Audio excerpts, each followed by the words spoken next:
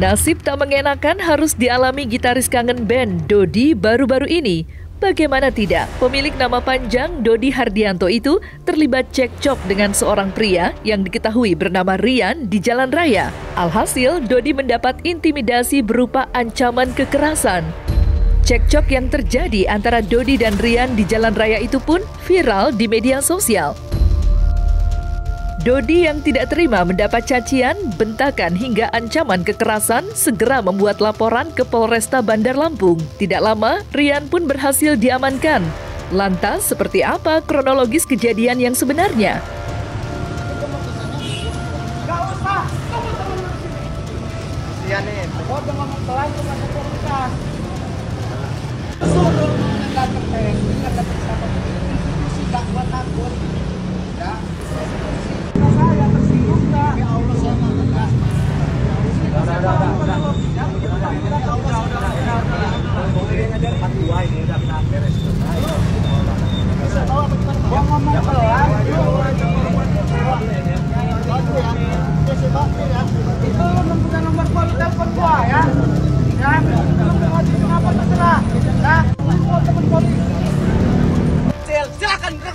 Kita habis main badminton, mama kita sama Umi.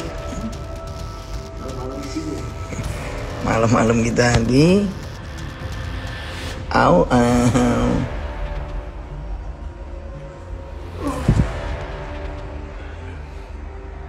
Iya kan awalnya itu kan saya mau beli durian buat mama saya tuh.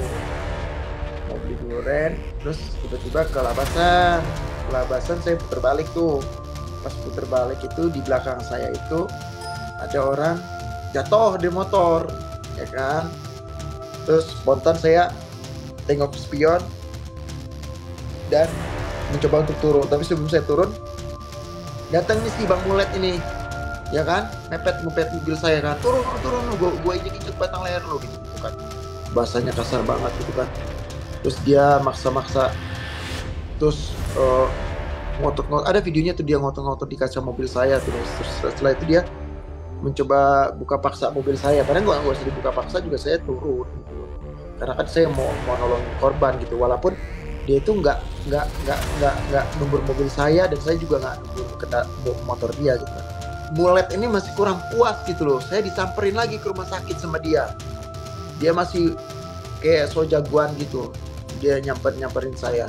Maksud saya kan yang terjadi yang udah di situ udahlah, nggak usah dilanjutin lagi gitu. Dia malah nyamperin saya lagi, sepertinya kurang puas. Tetapi kebetulan di situ udah ada Atika sama teman-temannya yang anggota, ya kan, polisi sama TNI. Udah tuh, akhirnya sampai situ saya anggap permasalahan selesai kan. Nah, si Andika itu belum buka kiriman video dari saya yang si Mulet nih ngoceh-ngoceh nggak karu-karuan kayak macan lapar, ya kan.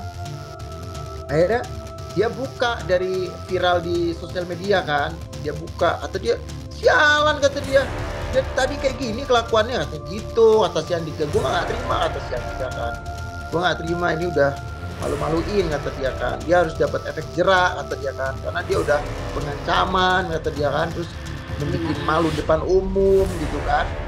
Oh nggak sama sekali. Nah, jadi dia itu kan terusnya memprovokasi warga gitu kan, seolah-olah saya habis nabrak gitu kan. Akhirnya si yang jatuh itu bilang, saya nggak ditabrak, saya jatuh sendiri gitu. Cuman si Bang Mulet ini terus marah, si Mulet ini sama saya.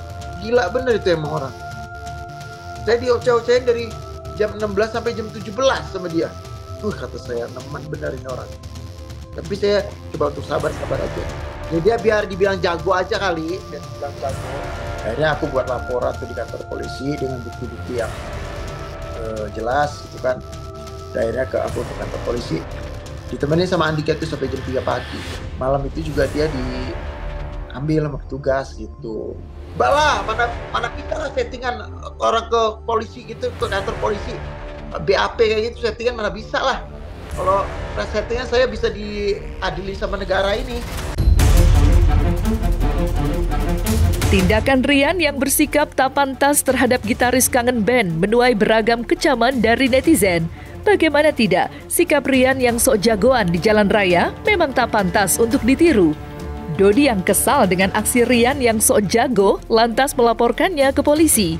Tidak lama usai dilaporkan, Rian berhasil diamankan. Rian yang sok jago dengan membentak dan mengancam Dodi akhirnya meminta maaf dan mengakui kesalahannya.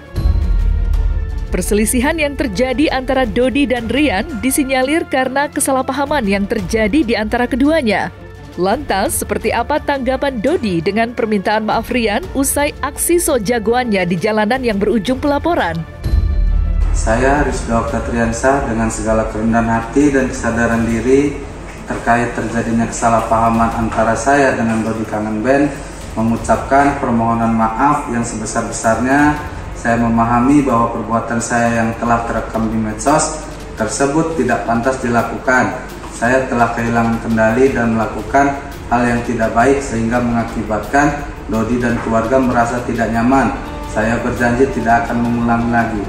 Saya lumayan jutaan juga tuh merobati mereka tuh, malu-maluin kata dia kan. Dia harus dapat efek jerak kata dia kan, karena dia udah pengancaman kata dia kan, terus bikin malu depan umum gitu kan. Terus mengganggu mengganggu ketenangan orang gitu kan. Udah akhirnya disarankan Andika suruh ke kantor polisi. Nah aku pas 35 ya? Pasal 335. Aduh, aku gak ngerti gituan. Pengancaman kayaknya ya.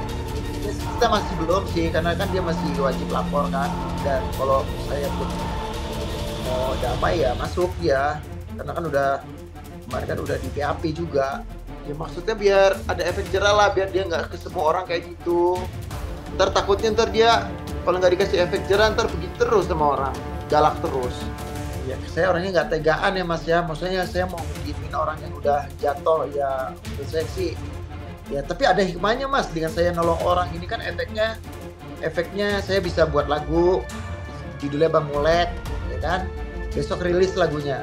Nah, jadi saya ya siapa tahu lagunya trending kan, saya kan dapat kesempatan rezeki dari yang bayarin orang yang sakit itu. Udah ada hikmahnya. Daripada saya marah-marah, mending saya tulis jadi lagu gitu. Saya ngebayangin dia marah-marah sama saya lagi di Bandar Lampung gitu.